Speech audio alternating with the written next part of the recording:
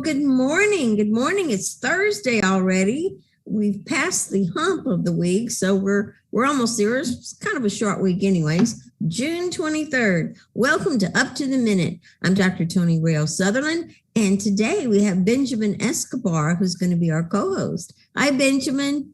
Hi, Tony. How you doing? How's everybody doing? Doing great. So how is Benji's world today? I'm doing pretty fine. I was running a little late coming in. There was a lot of traffic around town. If anybody saw the news and stuff, but I got here, I'm here, and I'm on time. So, yay! Okay. Well, it's always wonderful for you to be on. You're so much fun to talk with and everything.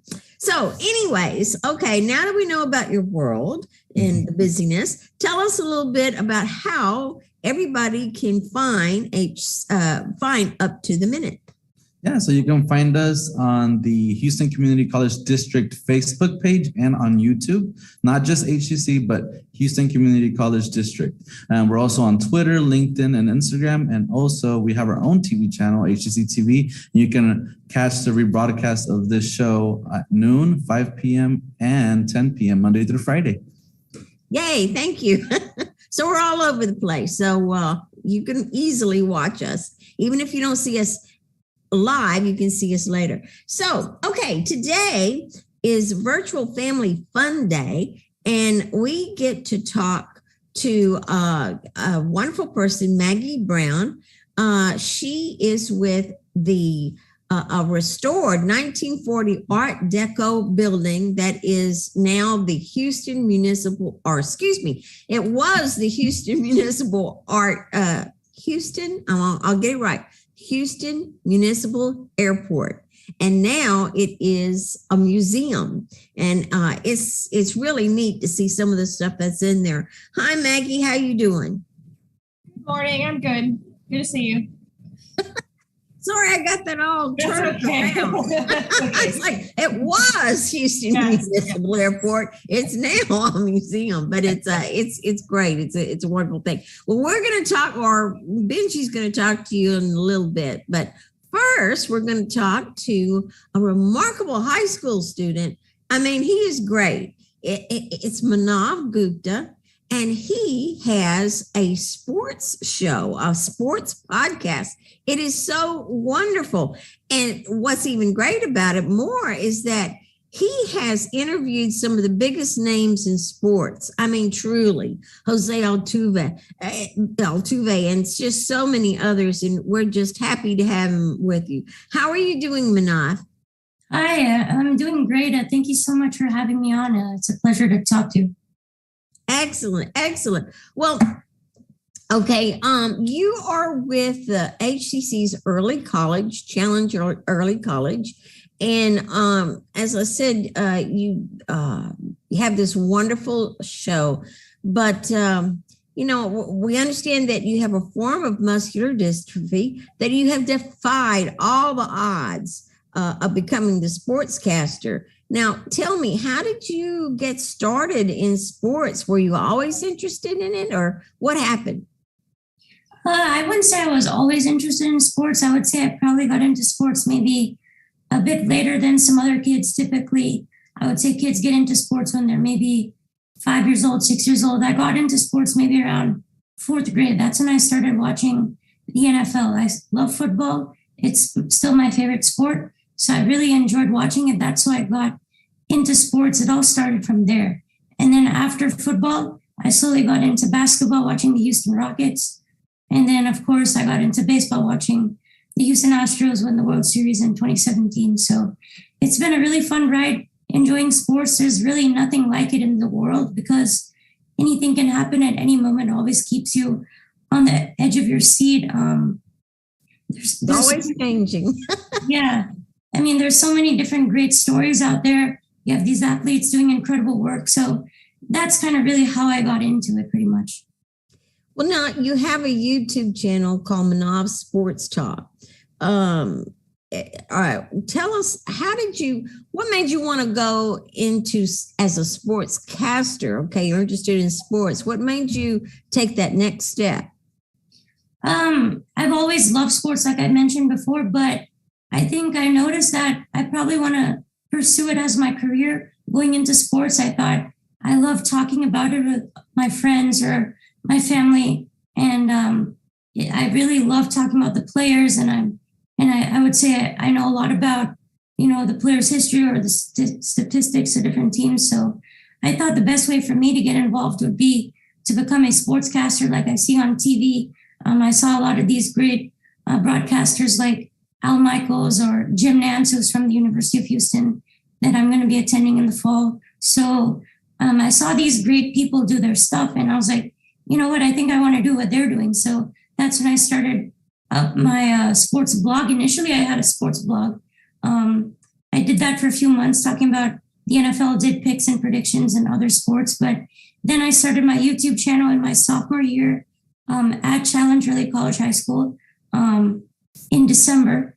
And it's just gone on from there. I did similar content early on, like picks and predictions, and just sharing my thoughts and analysis on games. And then eventually, I would say probably about a year ago, I started reaching out to different people over social media and inviting them on my channel.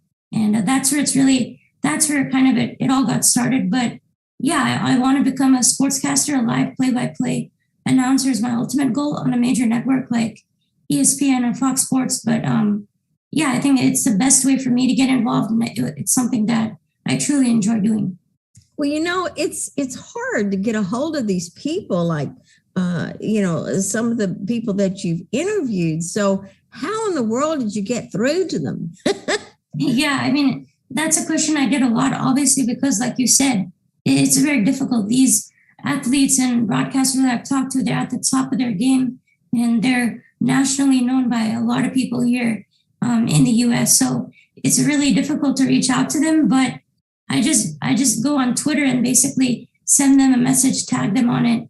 And I see that a lot of these people that I interview, they're pretty active on social media. So I feel like that's a good outlet to reach them through. And basically what I do is I make a video of myself basically inviting them onto the show. I say how they've been someone that I've looked up to, or I really enjoyed watching them play, whatever the case may be. And I say that I'd love to invite you onto my YouTube channel. And it would be an honor to have you on. And I tell them a little bit about my background, how I want to become a sportscaster, maybe a little bit sometimes about how I've overcome my condition, and my condition isn't stopping me from doing what I want. And the first interview that I had was Rich Eisen of NFL Network. And basically I told him how my condition isn't stopping me from pursuing to be a sportscaster. And he got that message. He replied the next day, and we set up a Zoom meeting. And that's really how it got started with Rich Eisen, and pretty much how I reach out to all great people. That is so wonderful. Well, okay, tell us some of the names of some of these people that you've interviewed. I mean, there's some very big names. Yeah, I mean, I would say it's truly been an honor to speak to a lot of these people. Houston icons such as JJ Watt is probably my most, probably the biggest interview I've ever had on my channel. It was an honor to speak to JJ because not only was it just a chance to speak to him, he also gave me some really, really big information on his injury recovery. He suffered an injury as a member of the Arizona Cardinals previously this year. And I fortunately enough was able to have the first interview with JJ after he got injured, which was pretty special. I had no idea about that, honestly. Well, I was talking to JJ and I asked him, how's your shoulder doing? And he was like, you're actually my first interview since I got injured. So I was pretty shocked at the moment. You had the scoop.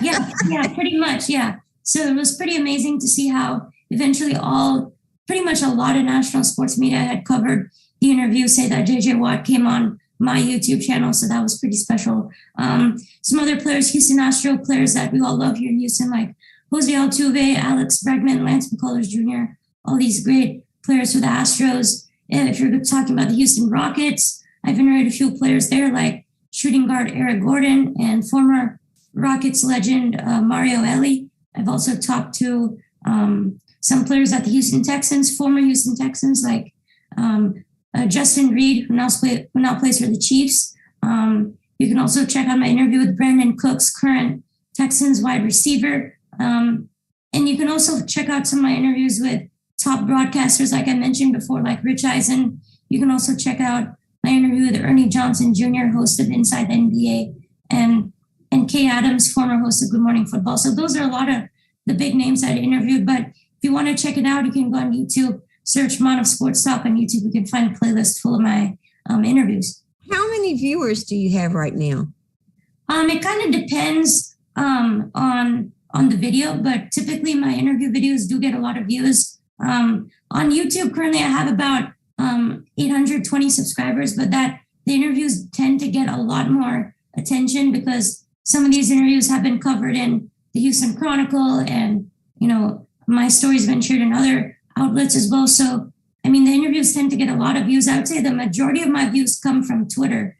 And for example, my JJ Watt interview, that got, I think, around 145,000 views on Twitter. So Twitter is where I get a lot of my views, but YouTube has also been great. And I just hope to continue to grow my platforms, both on Twitter and YouTube. You can follow me on Twitter at NG Sports Talk as well. So. And also, you had a great 18th birthday present. Tell me about that.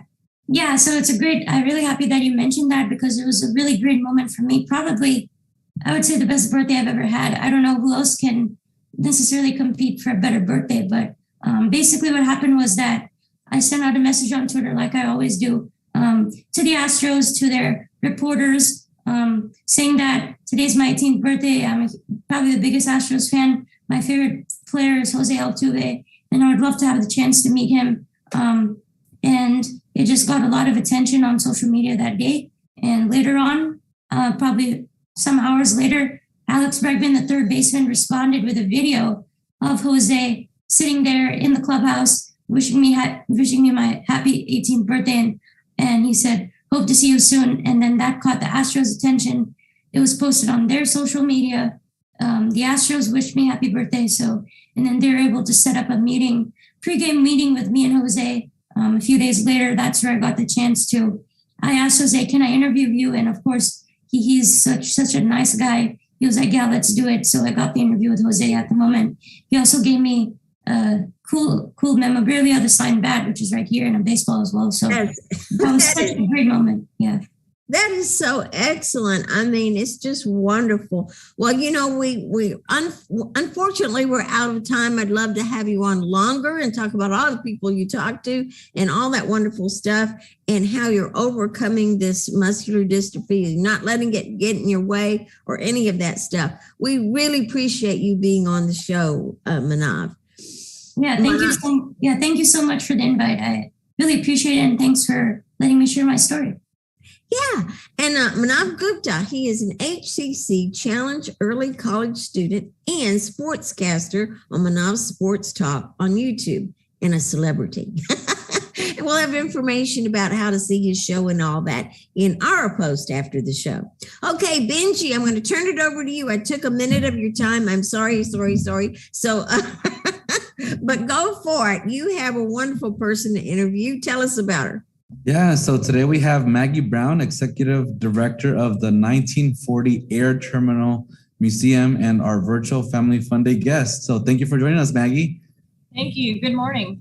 Yeah, we're very excited to learn more about this historic Art Deco building that was once the Houston Municipal Airport. So first question, when did the museum that's now a protected and historic landmark open? So the Houston Aeronautical Heritage Society is the nonprofit organization that oversees the museum, and it was created in 1998. So their purpose is to operate the 1940 Air Terminal Museum. And the purpose of the museum is to preserve and restore the first airport terminal building in Houston. And nearby structures, and operate a museum of civil aviation. So we're kind of unique in that we're not a military aviation museum, we're a civil aviation museum. The north wing of the building opened in 2004. There were two phases. Phase two, the rest of the building, the south wing and the atrium, opened in 2009. And in 2008, the museum also includes now the 1928 Air Mail Hangar, which is a few buildings down from the museum itself. And that is where we store our static airplanes, so the airplanes that don't fly. And also our archives are stored there. And the hangar, 1928, the year it was built, is the oldest airport structure in Houston. So it's a treasure in itself. Wow, wonderful. So you said that this isn't like a Army, like Air Force, like museum or something like that, but it's something that's like civil. So what's the museum's purpose in that sense? So the museum's purpose is threefold, basically. Our purpose is to collect, preserve, and interpret artifacts about the history of aviation in Houston and their surrounding area. So we focus on Houston aviation. The other part of that is to make our artifacts accessible to the public via either exhibition, so items that are on display, or in publications like on our website. And we also try to make these things available for the public to study and use for educational purpose as well. So that's our kind of threefold purpose. So you said that there's some artifacts there. Would I find like maybe some forgotten luggage there with some that stuff? Really? We've got a lot of luggage. So the building itself, the terminal, when you walk into the atrium, it's like walking into, when you go into Hobby Airport, you have the check-in counters. So when you come into the building, on the left-hand side are the old check-in counters, and we have luggage there so that you can see, this is the slot that you put your luggage through, and this is where you get your ticket.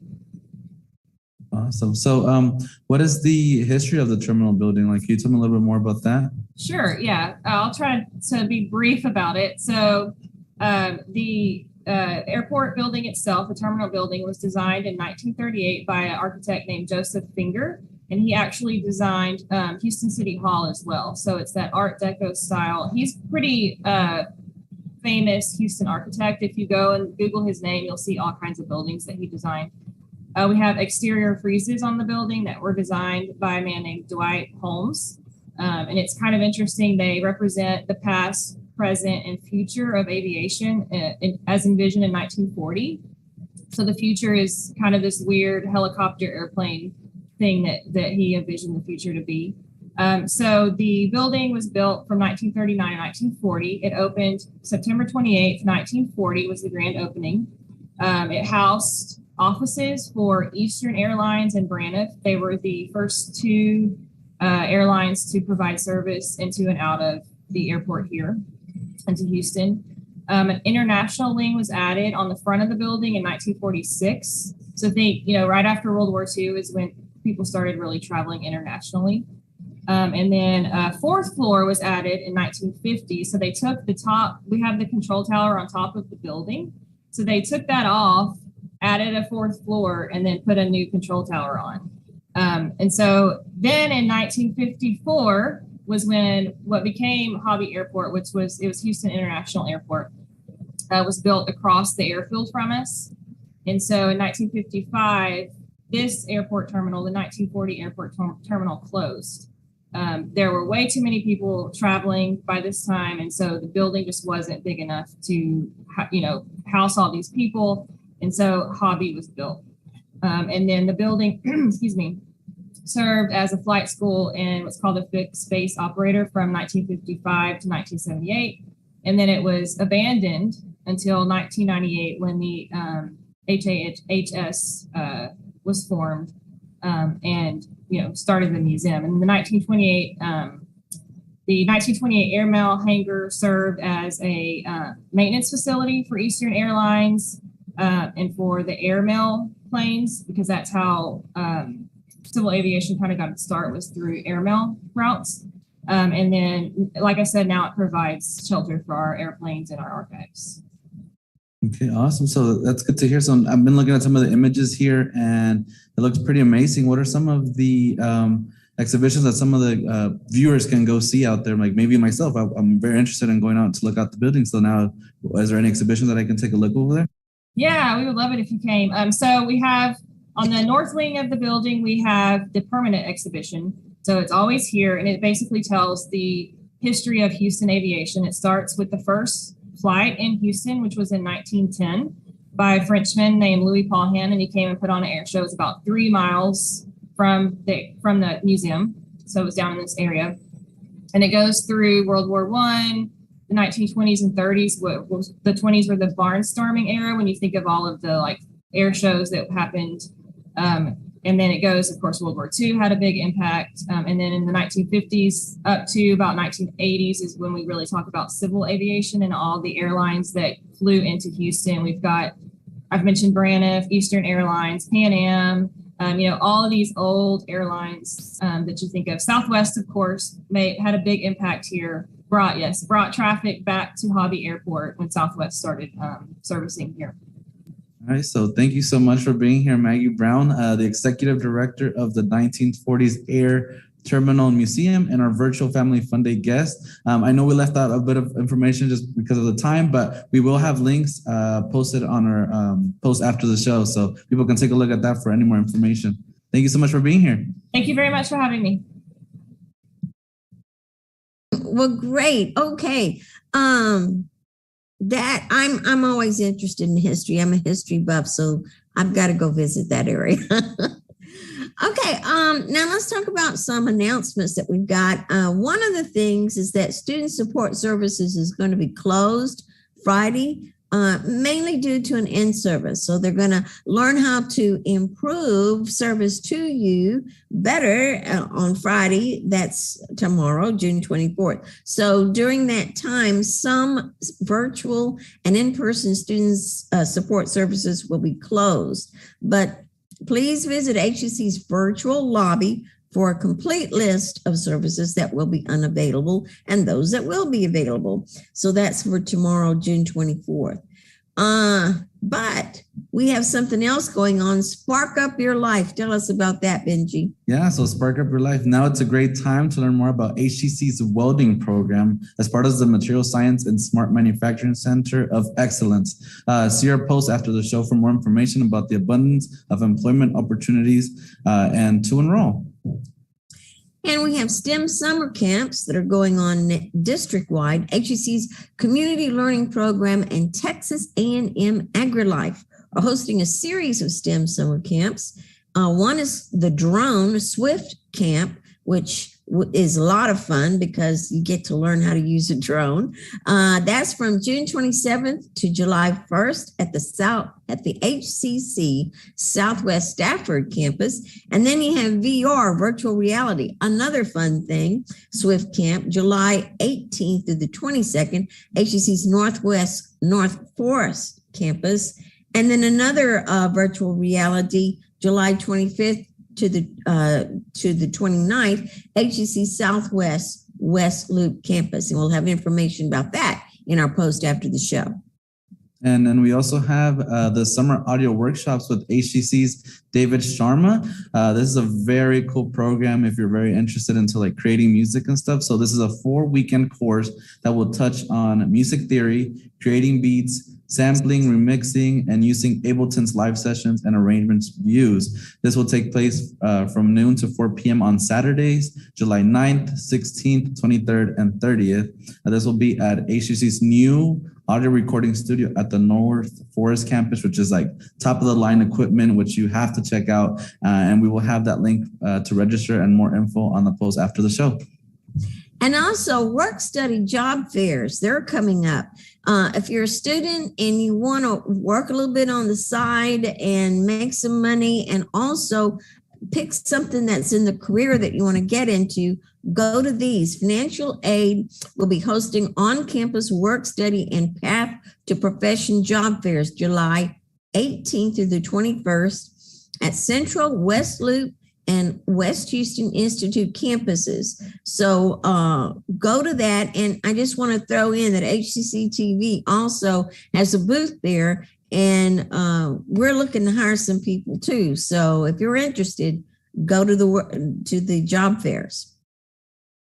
Yeah, so another thing we have going on is everyone is valued at HCC.